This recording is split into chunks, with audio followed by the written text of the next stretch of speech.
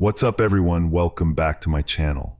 Look, I've been putting off sharing these particular stories for a while now, and honestly I wasn't sure if I should. There's something about hunters that makes these accounts different. These aren't people who spook easily. We're talking about men who have spent decades in the backcountry, who can track a deer for miles, who know the difference between a black bear and a grizzly from 100 yards out. They understand the wilderness in ways most of us never will.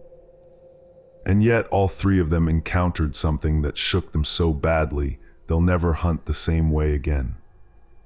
These aren't your typical "I heard something weird in the woods" stories. I'm talking about direct encounters with things that shouldn't exist.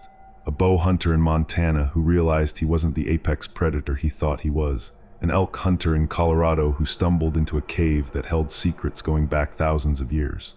And a deer hunter in Wisconsin whose family cabin became the target of something that had been waiting for generations. Some names and exact locations have been changed because these men and their families deserve privacy. But what happened to them? That's exactly as they experienced it.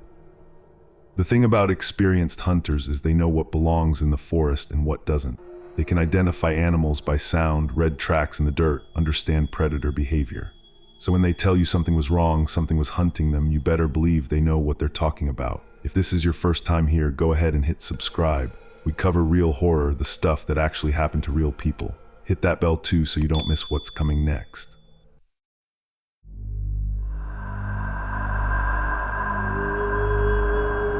This happened in October 2021, archery season.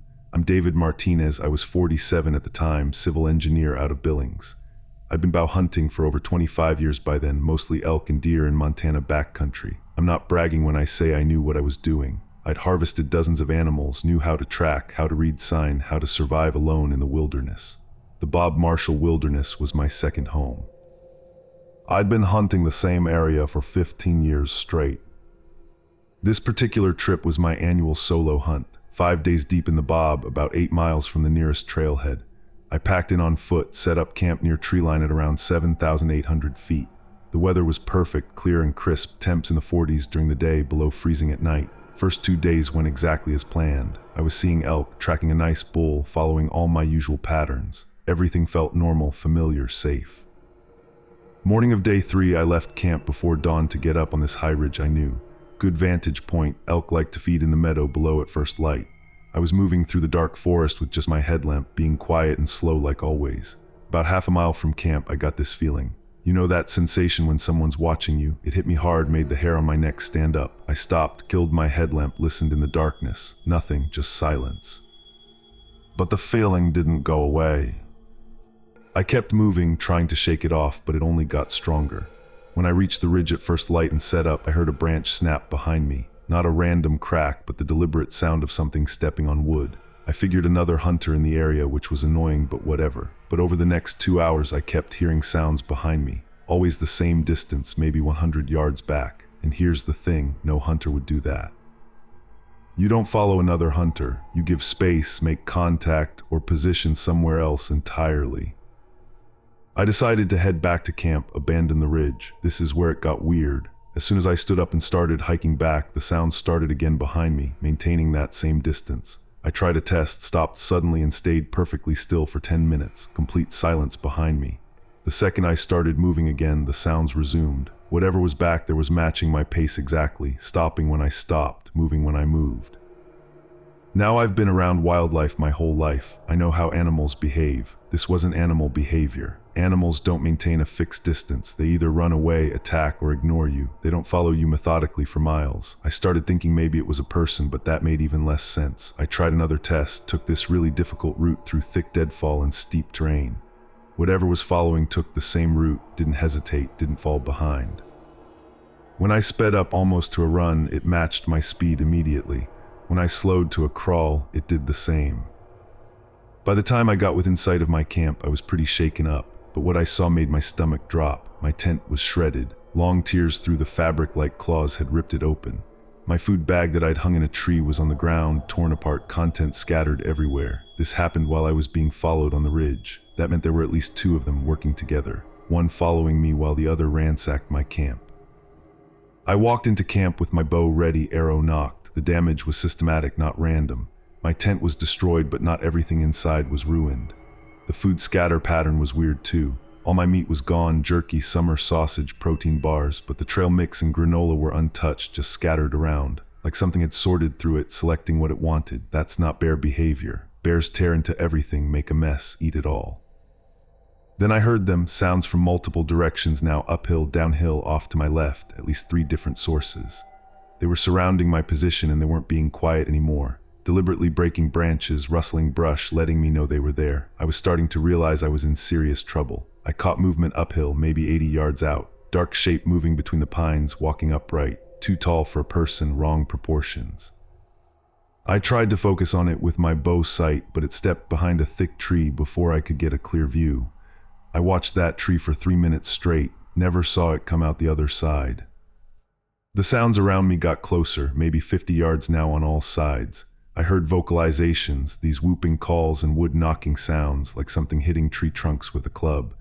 I'd heard about this stuff online, seen the stupid TV shows, never believed any of it. But there I was, surrounded, hearing exactly what people described.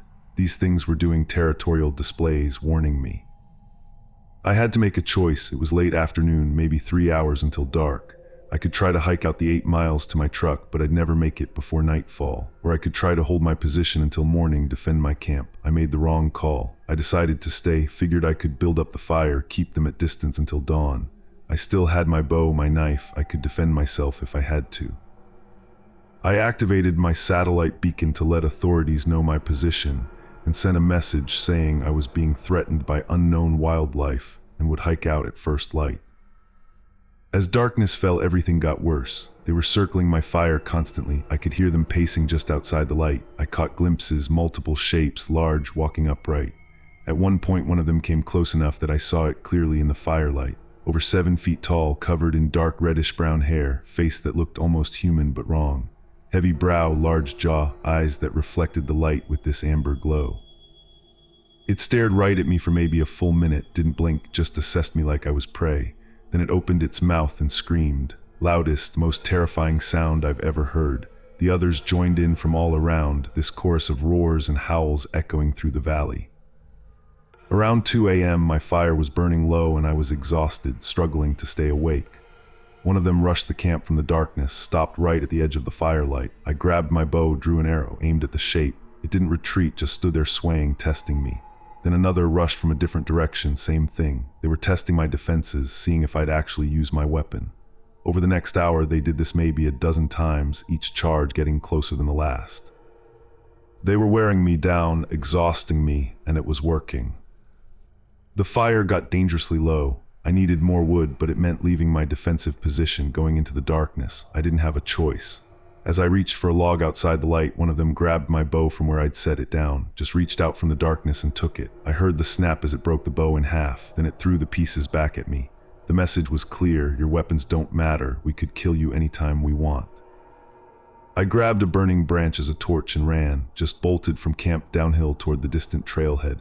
I could hear them tearing apart my camp behind me, destroying everything. Then I heard them chasing, crashing through the forest. They were faster than me, more agile, but they hung back, still hurting me, controlling where I went. After maybe 20 minutes of running, my torch burned out. I dropped behind a fallen log in complete darkness and tried not to breathe. I could hear them searching, wood knocks calling to each other, systematic search pattern. They came within maybe 30 yards of where I was hiding but never found me. Or maybe they knew exactly where I was and chose not to reveal it. As dawn started breaking, the sounds faded away, moving back up toward higher elevations. When I had enough light to see, I stood up and continued toward the trailhead, made it out by noon. There was a search and rescue team staging at the trailhead when I arrived. My beacon message had brought them in at first light. I told them I'd been harassed by bears and had to abandon my camp. Didn't tell them what I actually saw because I knew how that would sound. Rangers went up to my camp location with an armed escort, found everything destroyed just like I said. My tent shredded, gear scattered, bough snapped in half. They also found large footprints in the soft ground, 18 inches long, human-shaped with 5 toes. They made plaster casts, but officially called them bear tracks distorted by melting or some nonsense. I had scratches and cuts all over from running through the forest in darkness. Severe dehydration, exhaustion, borderline hypothermia. The arrow I'd fired during one of their charges was found stuck in a tree with blood on the tip. They tested the blood, came back as mammalian but no species match in any database. Those results got buried pretty quick, not in any official report. I sold all my bow hunting equipment after that, moved from Billings to Bozeman, wanted to be closer to civilization. Haven't been able to go into wilderness alone since. Lost about 20 pounds from stress in the weeks after. The nightmares were bad for months, being surrounded in darkness, those screams echoing. I started researching after I got back, trying to make sense of it. Found hundreds of similar reports from Montana, Idaho, Washington. Hunters encountering large bipedal creatures, intelligent behavior, territorial aggression. Native Americans in the area have traditional names for them, warnings about certain territories. I'd been hunting in one of those areas for 15 years without knowing. Local outfitters quietly warned me afterward. Experienced guides in that region know there are places you don't take clients alone. Certain areas where people have gone missing over the years, disappearances that never get solved. Signs of activity that they know to avoid, tree structures, territorial markers, odd vocalizations. But nobody talks about it openly because tourism and hunting are huge money for Montana. 6 months after the incident, I got a package at my new address in Bozeman. No return address, postmarked from a small town near the Bob Marshall Wilderness. Inside was a piece of my broken bow and a Polaroid photograph. The photo showed my camp at night from outside the firelight taken during the incident. I was visible in the frame, sitting by the fire looking terrified. Something had photographed me while I was surrounded out there, and somehow they found my new address, knew where I'd moved. I keep that photo in a safe. It's proof that I'm not crazy, that what happened was real. But it's also a reminder that I was never really the apex predator I thought I was. Something in those mountains is older, smarter, stronger than humans with weapons, and they're still watching. They let me know they can reach me anytime they want. That's what terrifies me most. I got out alive because they allowed it, not because I survived on my own skills. They were in control the entire time, and they still are.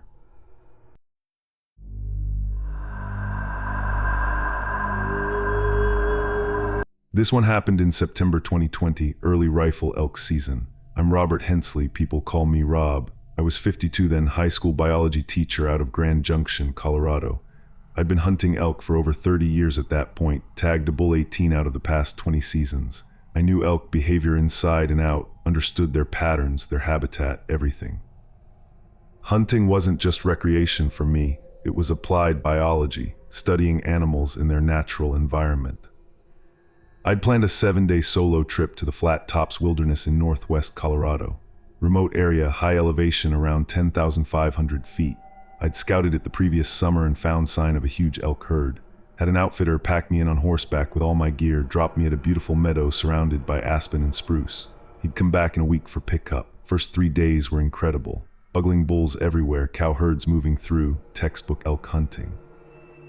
The weather was perfect, aspens turning gold, crisp mountain air. I was in heaven.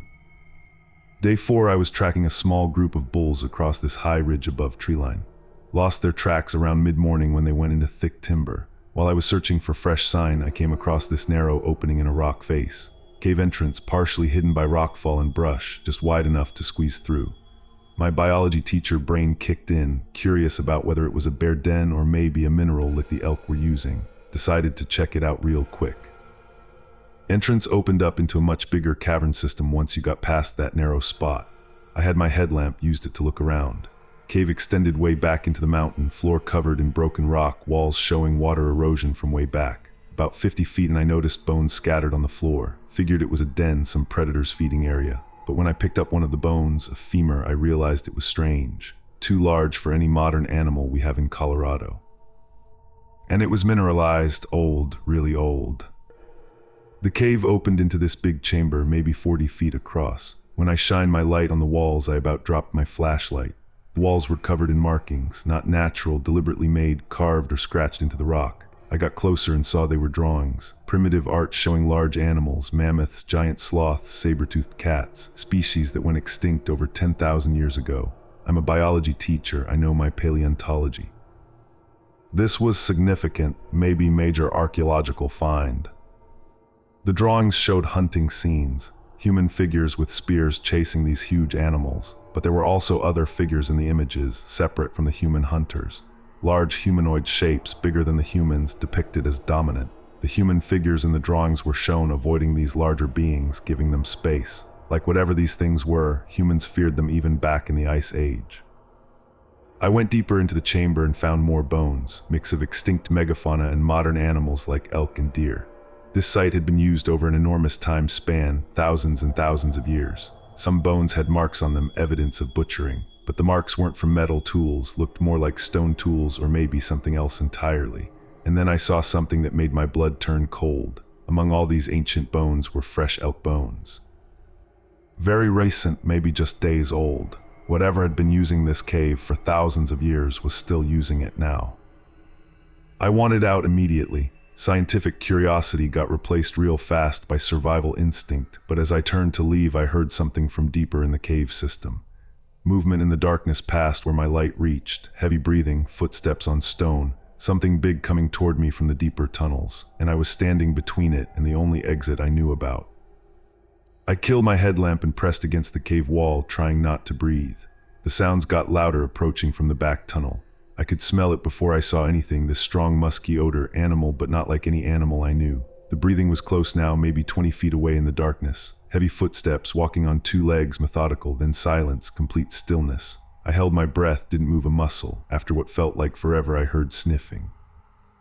It was scenting the air, trying to smell me.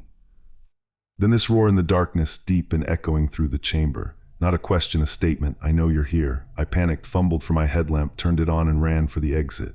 As the light came on, I caught a glimpse behind me. Massive shape, had to be 8 feet tall, covered in dark reddish hair. The face, just for a second I saw the face. Human-like but wrong, heavy brow ridge, huge jaw. Eyes reflected my light with this yellow-green glow. I squeezed through that narrow exit passage, scraping my arms and chest bloody. I could hear it behind me, too big to fit through easily but forcing itself through anyway. Stone grinding, grunting with effort. I ran through the outer part of the cave toward daylight, burst out into sunshine and kept running downhill, didn't look back for maybe 100 yards. When I finally stopped and turned around, it was standing at the cave entrance. Upright posture, massive build, covered in that reddish-brown hair. Facial features that were disturbing because they were too human. We stared at each other for maybe a full minute. It didn't chase me, just watched. Then it turned and went back into the cave, disappeared into darkness. I stumbled back to my camp in complete shock. Everything I knew about biology, about natural history, was challenged. This thing couldn't exist, but I'd seen it, smelled it, heard it. And that cave, those drawings, bones spanning from the Ice Age to yesterday. This wasn't a new species, this was an ancient lineage that somehow survived. My scientist brain started working again despite the fear. I discovered something extraordinary. Evidence of a large hominid species living in the Colorado mountains. A cave site showing continuous occupation for over 10,000 years. This would revolutionize anthropology, paleontology, everything. But who would believe me without proof? Over the next 2 days I watched the cave from a distance. Saw it emerge at dusk, moving through the forest. Watched it take down a cow elk with its bare hands, incredible strength. Just grabbed it by the neck and snapped it like nothing. Dragged the carcass back to the cave. I photographed from far away, documented the behavior. My curiosity was overcoming my fear, the teacher in me wanting to learn, to understand. Day 6 of my trip, I watched it leave the cave at dusk like usual. Waited 30 minutes to be sure it was off hunting. Then I approached the cave with my camera, sample bags, measuring tape. My plan was to get clear photos of the cave art, collect small bone samples for dating, take measurements, get in and out quick before it came back. Should have been safe for a couple hours while it hunted. I got great photos, detailed shots of all the drawings, collected several small bone samples that I could get tested. Was in the main chamber taking final measurements when I heard it at the entrance. It had come back early. Somehow it knew I'd come back. I was trapped in the chamber with only one way out, and it was standing in that exit. It walked into the chamber slowly, no rush, knowing I couldn't escape.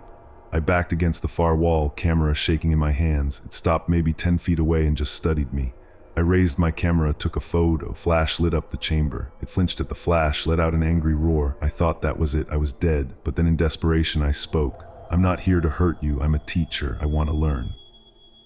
It tilted its head, clearly processing what I'd said. Then it made these vocalizations, series of clicks and grunts and growls.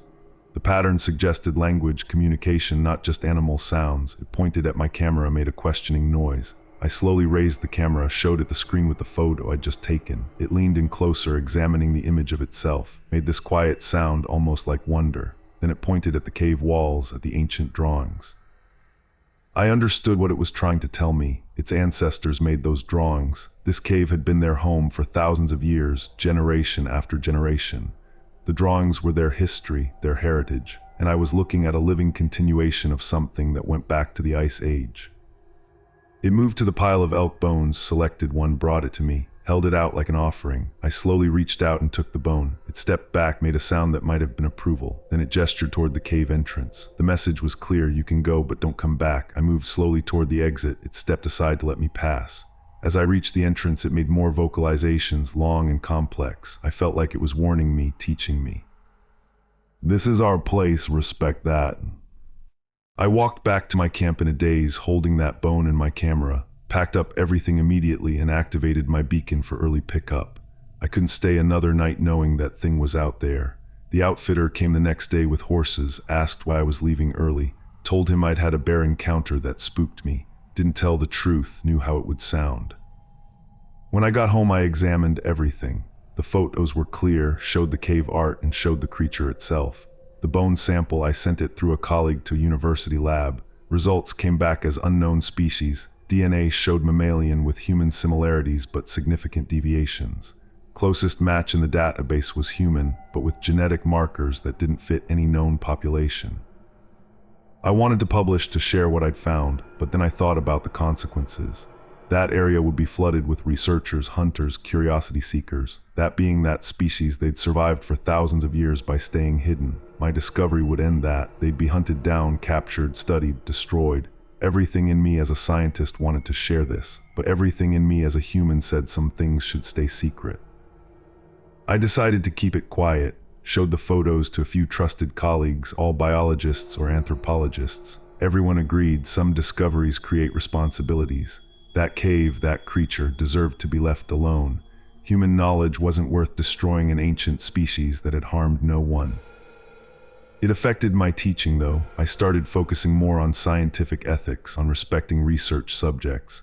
Students noticed the change, said I'd gotten more philosophical. Colleagues worried I was burning out. I took early retirement a year later at 53, couldn't focus on regular biology after what I'd seen. I still hike in that area sometimes, never hunt there anymore.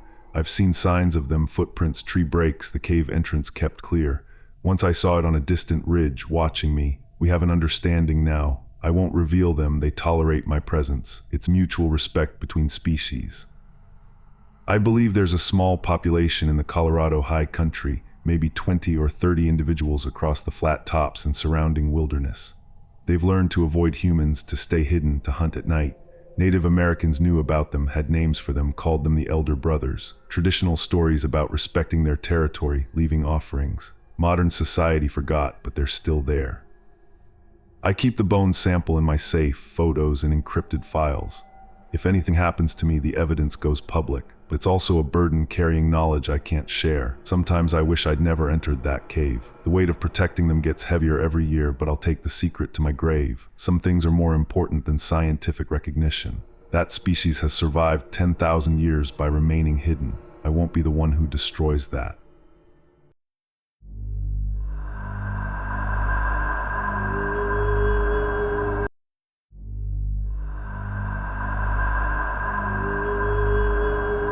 This happened in November 2022, Wisconsin rifle deer season. I'm Kevin Patterson, 38, union electrician out of Green Bay. I've been deer hunting since I was 12 years old, so that's 26 years in the Wisconsin woods. I know the North Woods like the back of my hand, grew up hunting with my dad and brothers. This particular hunt was at our family cabin in Vilas County, way up in the Ottawa National Forest area. My family's owned that cabin for 3 generations. Usually I hunt with my dad and brothers, but this year I was going up solo for the first few days of gun season. They'd join me for the second half. The cabin's pretty remote, about 45 minutes from the nearest town, last 3 miles on a private logging road. It's rustic but comfortable, wood stove, generator, propane, well water. We've been hunting the same property for decades. My grandfather built that cabin in 1967, hunted there until he died. My dad took over the tradition, brought us boys every year. This place is sacred to our family. I got up there Friday afternoon, day before opener. Unpacked my gear, got the fire going in the wood stove, sighted in my rifle. Everything felt normal, familiar, like coming home. I scouted around that evening, found fresh deer sign everywhere, scrapes, rubs, tracks in the snow we'd gotten from an early storm. I was excited, conditions were perfect for opening morning. That night I had dinner, organized my hunting gear, went to bed early, set my alarm for 4 a.m. like always. I woke up to this sound, loud scraping against the outside cabin wall, like claws dragging across wood. I grabbed my flashlight and went to the door, figured it was a bear even though that'd be weird for November. Shined my light all around the cabin, didn't see anything, but there were fresh claw marks on the wall, deep gouges in the old wood, and tracks in the snow around the cabin. Large footprints, sort of human-shaped but wrong, elongated with clawed toes. Whatever made them was walking upright, had to be over 7 feet tall based on the stride. These tracks circled the entire cabin, like something had been testing the doors and windows while I slept. I was uneasy but decided to go hunting anyway. Opening morning is opening morning, tradition is tradition. I walked to my tree stand at first light, climbed up with my 30-06 loaded and ready.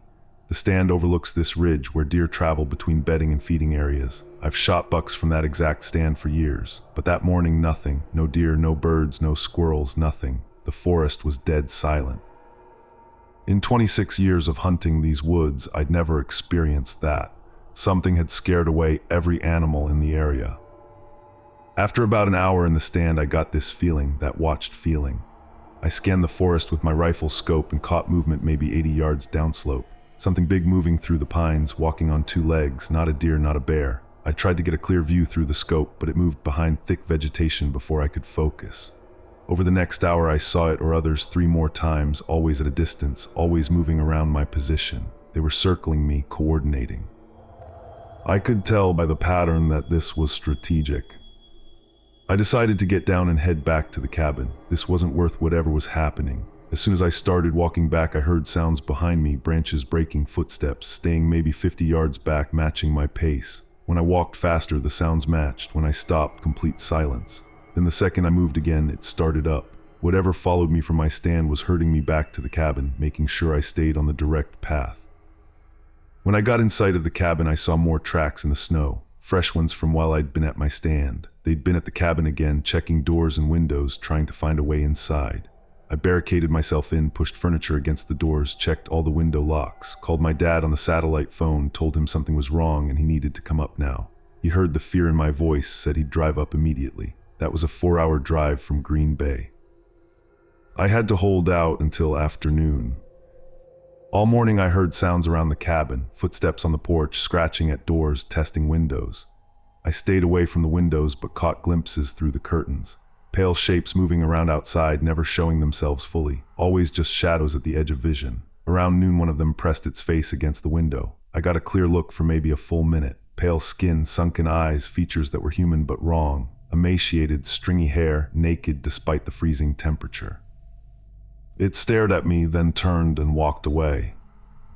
Over the next couple hours, I saw more of them at different windows. At least 4 distinct individuals, different ages. They all had that same wrong appearance, same hungry expression, all completely naked in 20-degree weather like it didn't affect them. And they started calling to me through the walls, at first just moans and cries, then actual words. "Let us in, so hungry, please help." The voices sounded human, pathetic, weak.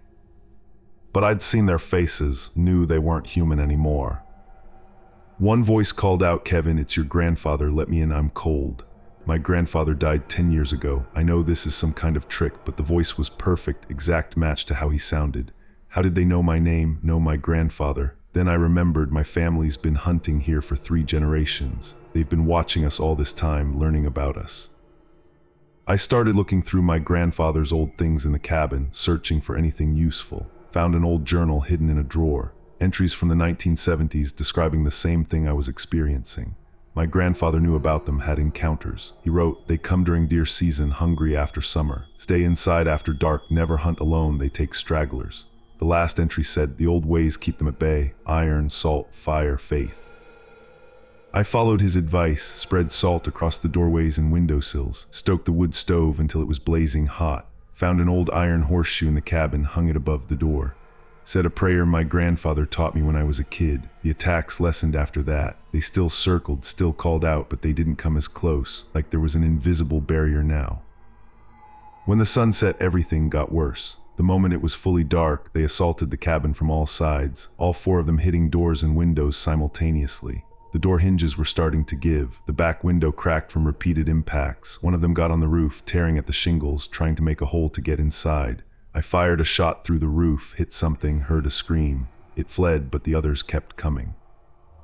The back window shattered completely. A pale arm reached through, groping for the lock. I grabbed the axe from by the wood stove and swung at the arm, connected. It pulled back with a shriek, but now cold air was pouring in, the barrier was broken. I grabbed burning logs from the stove with the fireplace tools and threw them at the window opening. They screamed and backed away from the flames.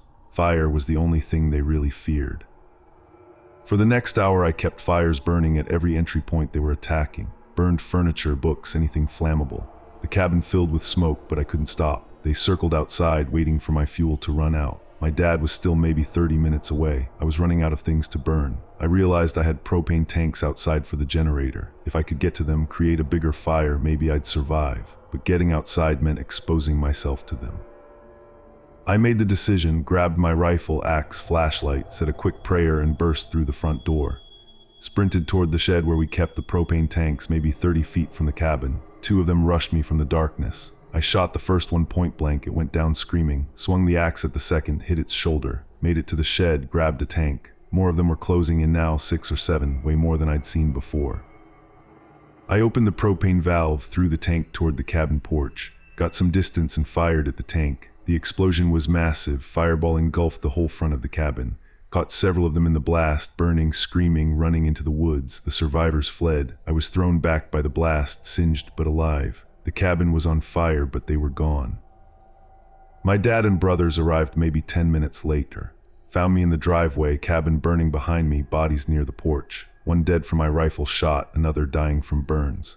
Both looked emaciated, pale, wrong. Features that were humanish, but with elongated limbs, sunken faces, teeth that were too long and sharp.